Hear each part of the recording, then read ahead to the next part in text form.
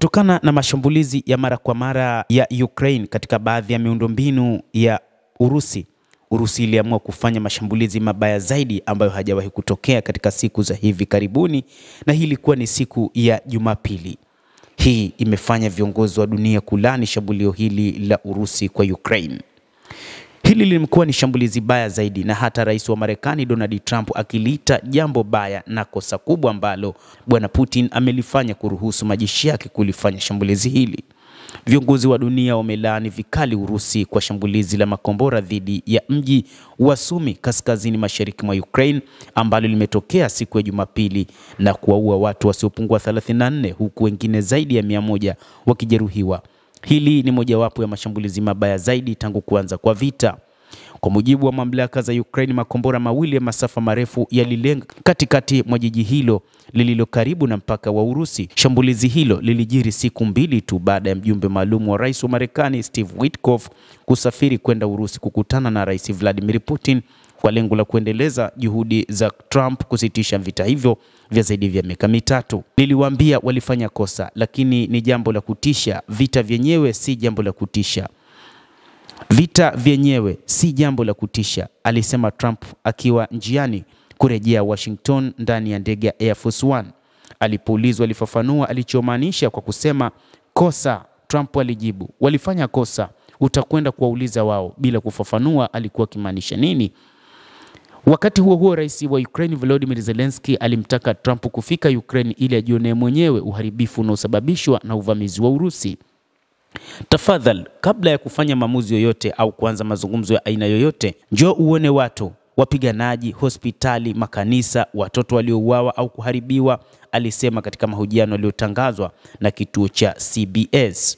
Zelensky alisisitiza kuwa shambulizi hilo lilitokea katika siku ya Jumapili ambapo ni siku muhimu kwa Wakristo na watu waliopoteza akili kabisa wanaweza kufanya jambo kama hili, aliongeza katika hotuba yake jioni ya Jumapili. Idara za huduma za dharura zilisema kuwa miongoni mwa waliouawa ni watoto wawili na waliojeruhiwa walifikia 117, wakiwemo watoto 15. Watu walikimbia kujificha huku magari yakiteketea kwa moto na miili ikiwa imelazwa kwa karatasi za rangi ya fedha.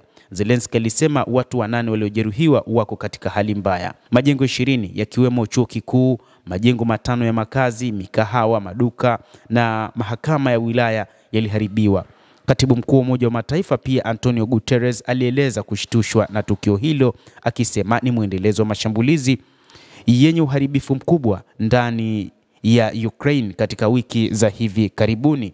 Urusi imetumia makombora ya kisasa, lakini pia kwa mujibu wa mkuu wa ujasusi wa kijeshi wa Ukraine GUR Kirill Budanov amesema kupitia Telegram kuwa Urusi ilitumia makombora ya kisasa aina ya Iskander MKN-23. Moja kati ya mashahidi wa shirika la habari la AFP walisema walisikia milipuko miwili. Watu wengi walijeruhiwa vibaya sana. Kulikuwa na miili mingi ambayo ililala wakidhani kwamba wameshauawa. Hili ni shambulio la pili mwezi huu lililosababisha vifo vya raia wengi. Awali mashambulizi kwenye mji wa Kryvyi Rih nyumbani kwa Zelensky yaliwaua watu wasiopungua 18 wakiwemo watoto 9. Trump anaendelea kushinikiza kumalizika kwa vita hivi kwa haraka, huku Marekani ikiendeleza mazungumzo ya moja kwa moja na Urusi licha ya mashambulizi haya kuendelea. Lakini pia Washington imefanya mazungumzo na maafisa wa Ukraine kuhusu uwezekano wa kusitisha mapigano, wakati nchi za Ulaya zikijadili uwezekano wa kupeleka vikosi vya kijeshi kusaidia usitishaji wa mapigano. Hata hivyo, Urusi mara kadhaa ilikuwa ikielezea Ukraine kwamba wakati ikifanya mashambulizi katika miundombinu yake, ifahamu kuna siku moja Urusi itafanya jambo zito ambalo pengine hawakuwahi kuliona ndani ya siku za hivi karibuni, na ndicho ambacho kimetokea baada ya Urusi kufanya shambulizi baya zaidi huko katika ardhi ya Ukraine, hasa katika mji wao mkuu wa Sumi. Mtazamaji, endelea kutufuatilia na usisahau kulike, usisahau kucomment, kadhalika na kusubscribe channel yetu hii. Mimi ni Adam Hussein, endelea kuwa nasi wakati wote.